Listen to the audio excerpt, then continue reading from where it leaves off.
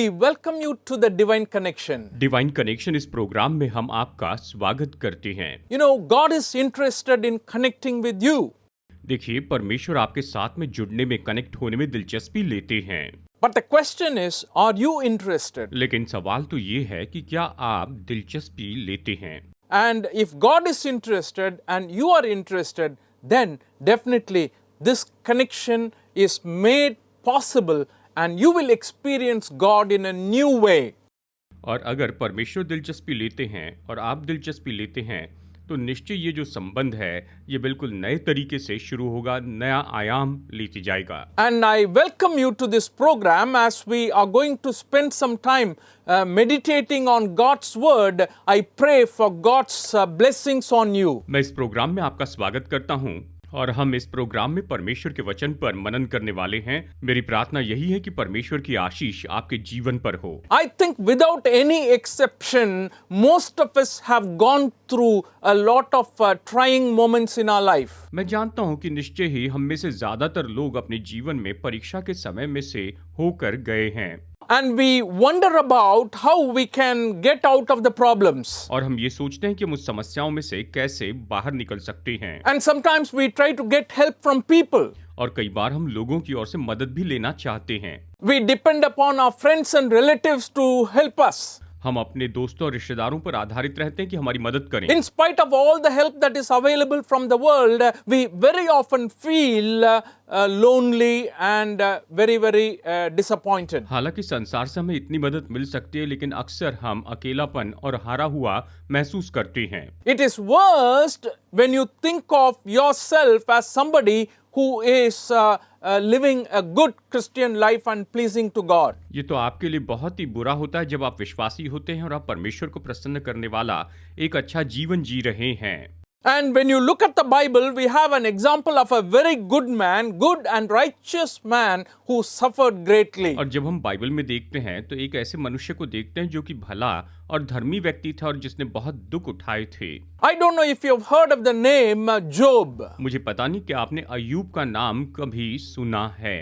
And if you're someone who has been a Christian and reading the Bible for quite some time, definitely you would have come across that name. अगर आप एक मसीह व्यक्ति हैं, काफी समय से Bible पढ़ रहे हैं, तो निश्चय आपने इस नाम को कहीं ना कहीं पढ़ा होगा। But if you're not someone and who knows the Lord and become a Christian, but you are watching this program, he was a very righteous man. Job was a very good and righteous man according to the Bible. अगर आप विश्वासी नहीं हैं और आप हमारा programme ऐसे ही देख रहे हैं तो मैं आपको बता दूं कि अय्यूब तो बहुत ही खरा और धर्मी व्यक्ति था, वो तो एक भला व्यक्ति था। But in his life there came trials after one by one. लेकिन उसके जीवन में एक के बाद एक इस तरह की परीक्षाएं और पीड़ाएं आती गई। Oh, he lost all his cattle and sheep. वो अपनी सारी भेड़ बकरियों को खो चुका था।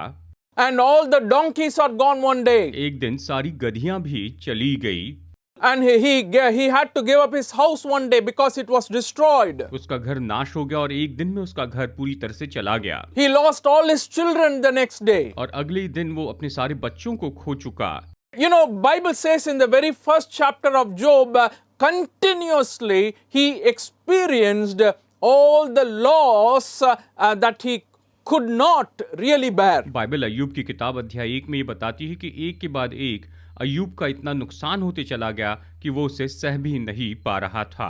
What to do in this situation? ऐसी परिस्थिति में हम क्या कर सकते हैं? I'm sure definitely Job must have been confused. निश्चय मैं जानता हूं कि अय्यूब इस समय पूरी तरह से गड़बड़ी में पड़ा होगा।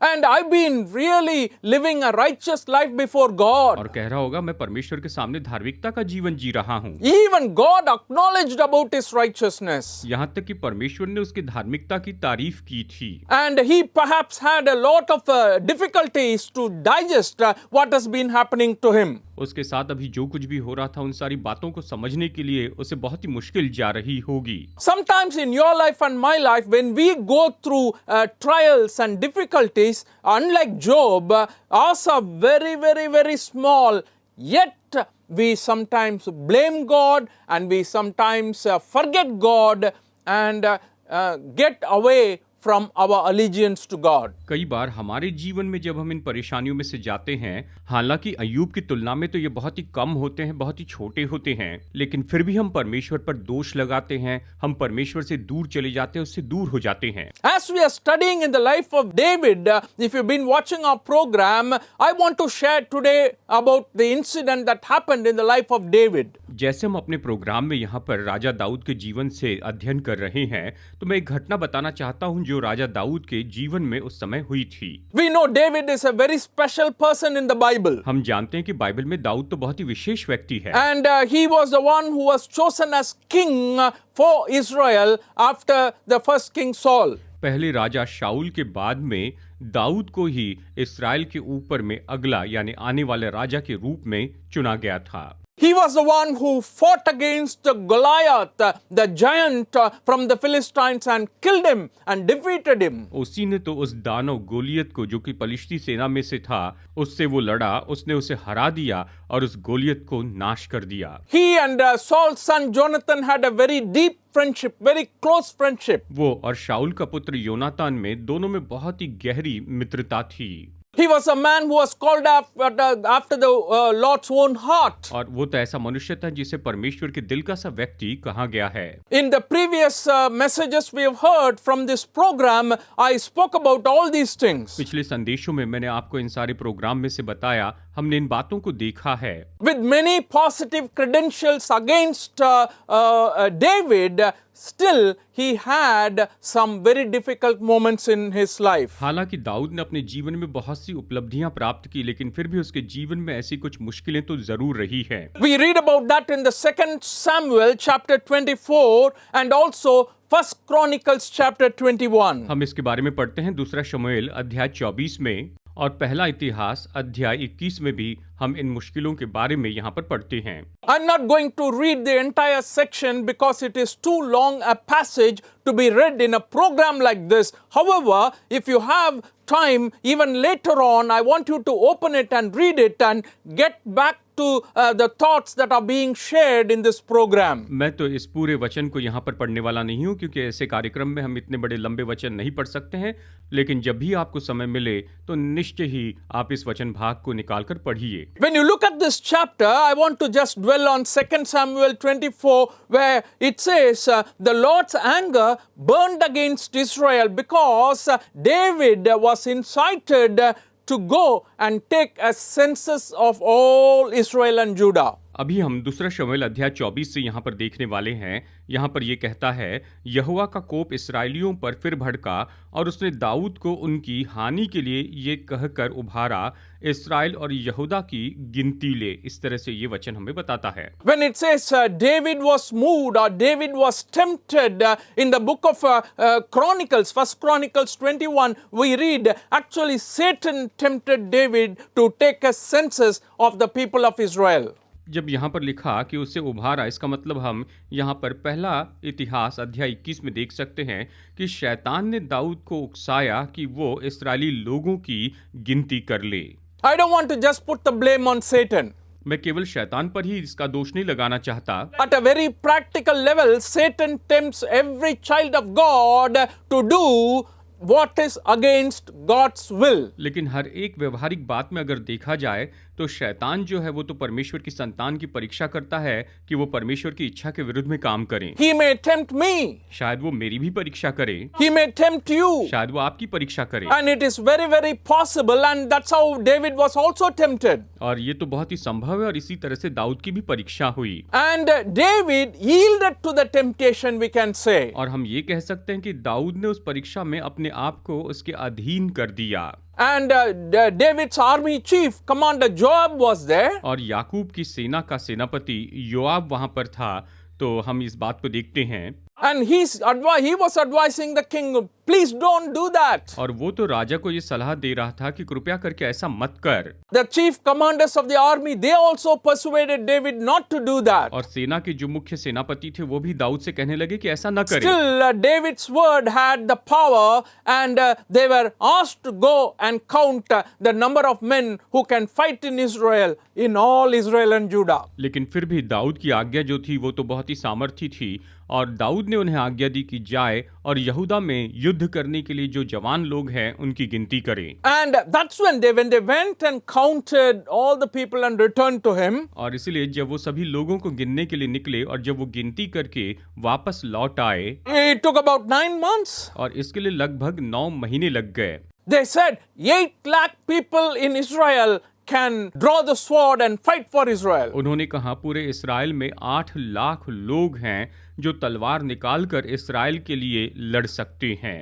In the Judah, they said there are 5 lakh people who can draw the sword and fight against our enemies. उन्होंने कहा कि यहूदा में 5 लाख लोग हैं जो तलवार से शत्रु के विरुद्ध में लड़ सकते हैं। And it was then David's heart began to torment himself. और उसके बाद में दाऊद का जो हृदय है वो उसे इस तरह से सताने लग गया Why did I do that? कि मैंने ऐसा क्यों किया। I have sinned against the Lord. मैंने परमेश्वर के विरुद्ध में पाप किया। And at that time prophet Gad came and spoke to him. और उस समय भविष्यवक्ता गाद वहां पर आता है और वो उससे इस तरह से बात करता है।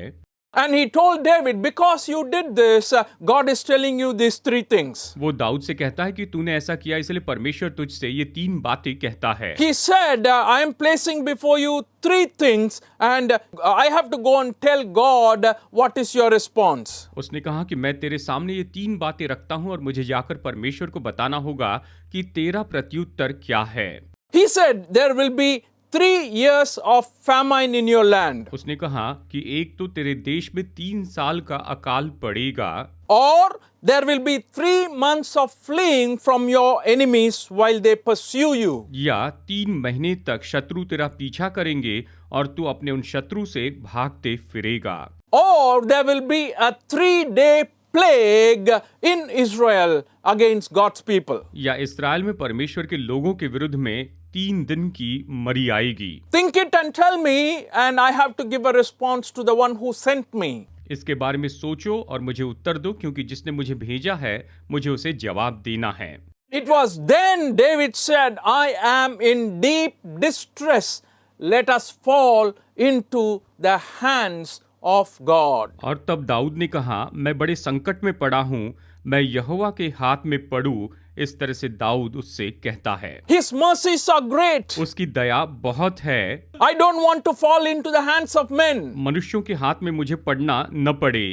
David had already experienced that. He had been falling in the hands of men so many times. Dawood ने कई बार इसका अनुभव किया था, वो मनुष्यों के हाथों में पड़ा था। Saul was trying to kill him many Saul times. उसे कई बार मार देना चाहता था। His own son was pursuing him to kill him many times. उसका खुद का बेटा भी उसे कई बार मारने की कोशिश कर रहा था। Oh, he experienced a lot of enmity throughout his life. उसने अपने जीवन में बहुत ही शत्रुता का अनुभव किया। Now at this time in his life, he's saying, I want to just be falling into the hands of God because His mercies are really, really great. पर इस समय वो कहता है कि भला है कि मैं परमेश्वर के हाथ में पड़ूं, क्योंकि उसकी करुणा, उसकी दया बहुत है।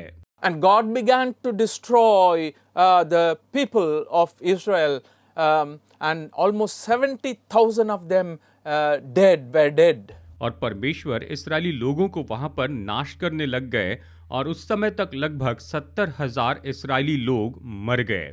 David was feeling very sad. Dawood बहुत ही दुखी महसूस कर रहा था। He spoke to God, Lord, it is I who has sinned. Why these people are dying? और उसने परमेश्वर से कहा, हे परमेश्वर, मैंने पाप किया और ये लोग क्यों मर रहे हैं? Oh Lord, you put it on me and my hey family. परमेश्वर, तू इसे मुझ पर और मेरे परिवार पर डाल दे। And then Gad again, the prophet came and said, offer the Lord a sacrifice. और गाद फिर से आकर कहता है कि परमेश्वर के लिए तू यहाँ पर बलिदान चढ़ा। And he builds an altar there, and when he offered sacrifice, God said to the angel of destruction, stop, do not destroy anymore. और उसने वहां पर वेदी बनाई और वेदी पर उसने होम बलि चढ़ाया।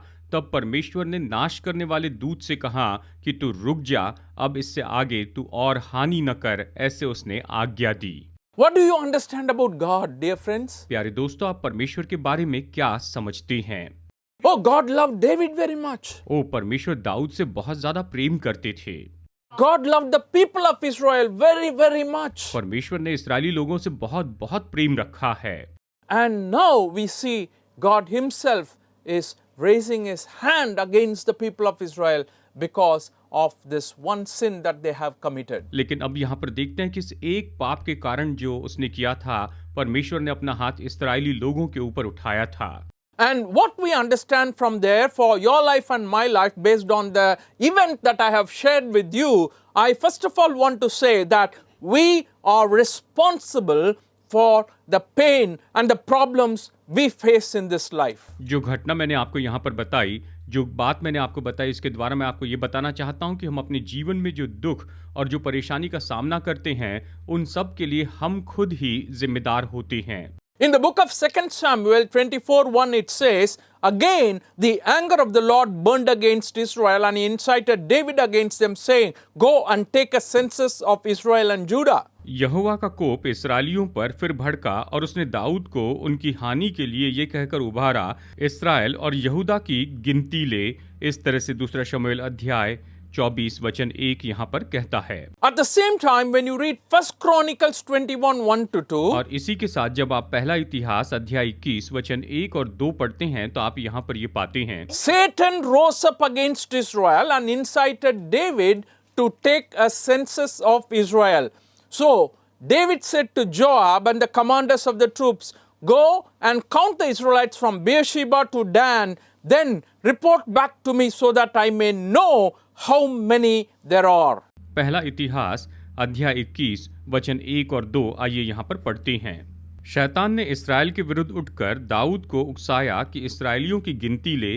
तब दाऊद ने योआब और प्रजा के हाकिमों से कहा, तुम जाकर बेरशबा से लेकर दान तक इसराइलियों की गिनती लेकर मुझे बताओ कि मैं जान लूं कि वे कितने हैं। And in the book of 2 Samuel 24, if we go again to that chapter, verses 8 and 9 says, After they had gone through the entire land, they came back to Jerusalem at the end of 9 months and 20 days. 2 शमूएल अध्याय 24 वचन 8 पढ़े तो यहाँ पर ये कहता है, इस प्रकार सारे देश में इधर उधर घूम घूम कर वे 9 महीने और 20 दिन के बीतने पर यरूशलेम को आए। And they reported there are around 13 lakh men in both Israel and Judah who can fight the war. और उन्होंने आकर ये खबर दी कि इस्राएल और यहूदा में लगभग 13 लाख लोग हैं जो युद्ध कर सकते हैं। Dear friends, my point here is, I said we are responsible for the suffering and the pain we are going through.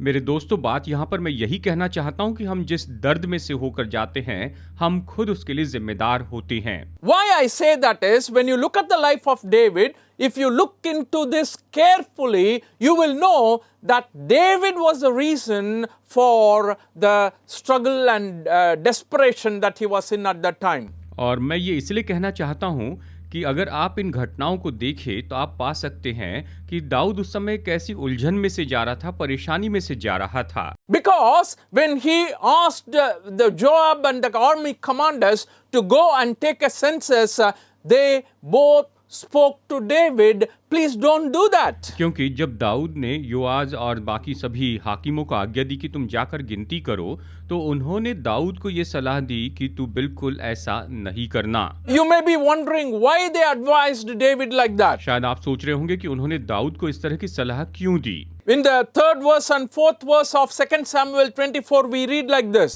2 शमूएल अध्याय 24 के वचन 3 और 4 में हम ये पढ़ते हैं, But Joab replied to the king, May the Lord your God multiply the troops 100 times over, and may the eyes of my lord the king see it. But why does my lord the king want to do such a thing? The king's word, however, overruled Joab and the army commanders, so they left in the presence of the king to enroll the fighting men of Israel. आइए हम पढ़ते हैं 2 शमूएल अध्याय 24 वचन 3 और 4। आइए से पढ़ते हैं।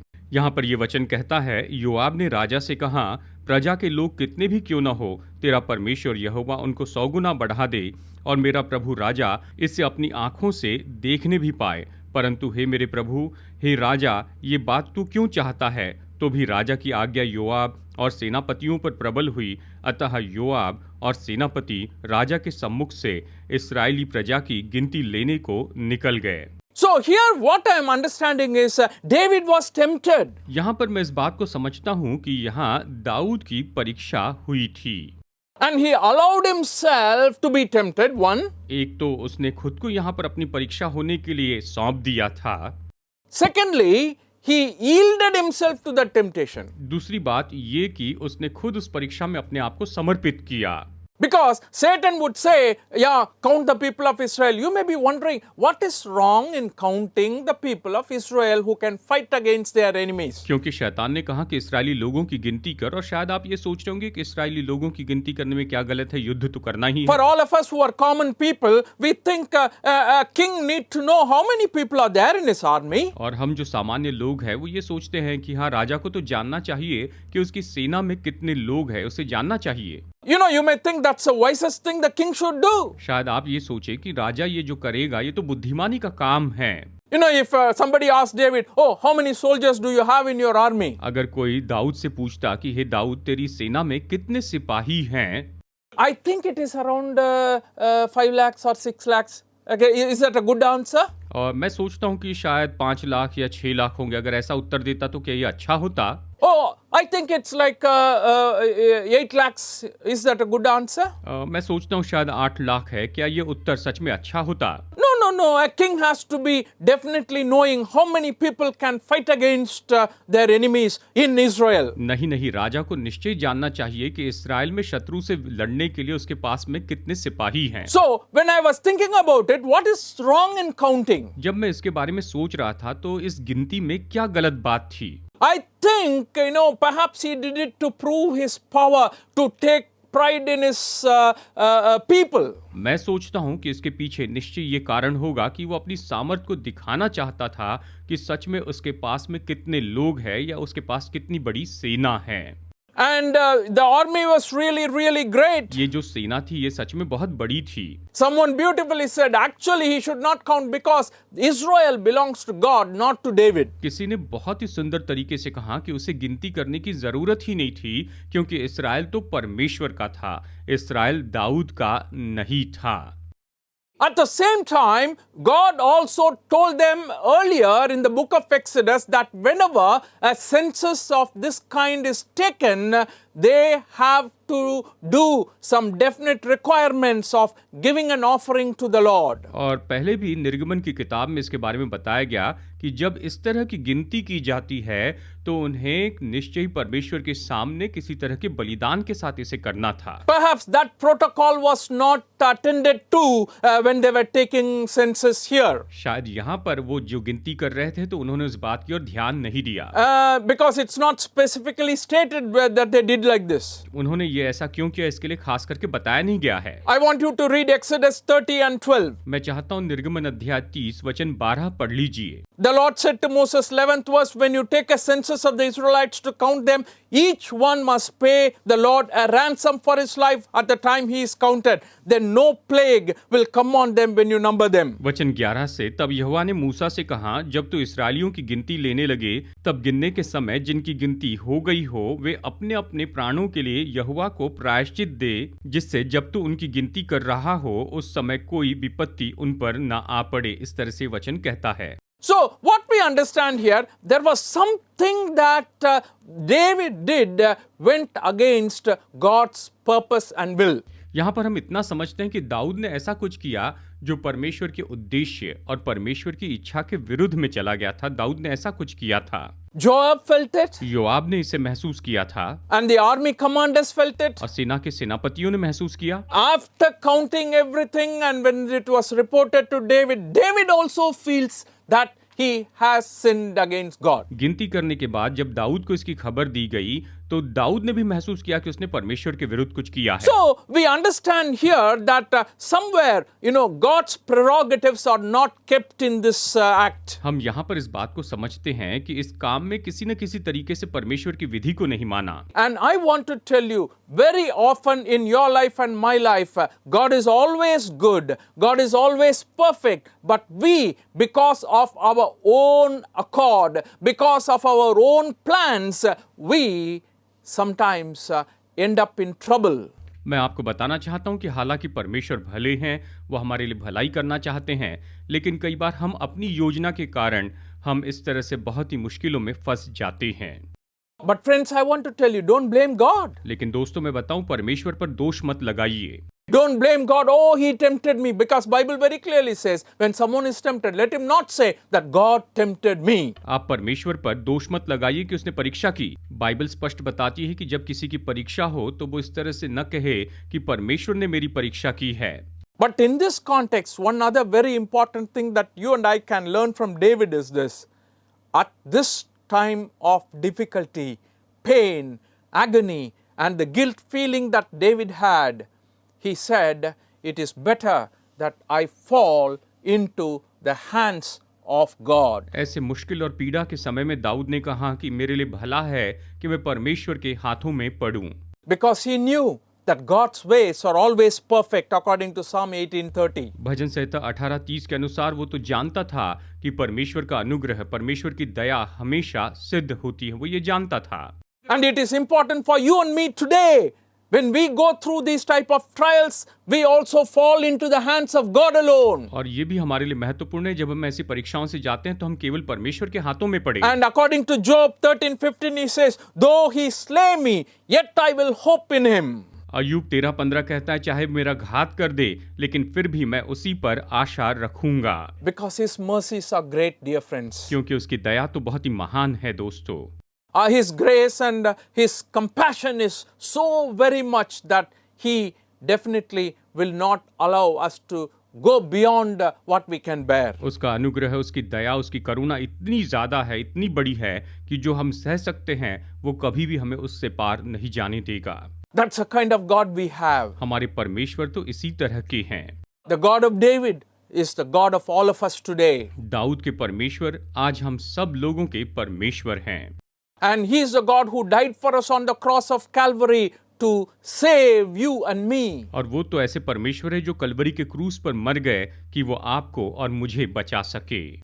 And he says, if you believe in me and you come to me, definitely you will have peace, joy, and you will have my presence always in your life. और वो कहते हैं कि यदि तुम मुझ पर विश्वास करोगे और मेरे पास में आओगे तो तुम शांति और आनंद पाओगे और मेरी उपस्थिति तुम्हारे साथ में बनी रहेगी। Are you looking for these things today? क्या आज आप इन चीजों को ढूंढ रहे I हैं? want to tell you, this Jesus I am presenting to you, who died for you on the cross of Calvary, he can offer this to you. He can give it to you definitely. मैं आपको बताना चाहता हूँ, जिस यीशु के बारे में आज मैं आपको बता रहा हूँ वो ये सब कुछ आपको निश्चय दे सकते हैं। Commit your life to him. अपना जीवन उसे सौंप दीजिए। May God bless you and your family today. परमेश्वर आज आपको और आपके परिवार को बहुतायत से आशीष दे।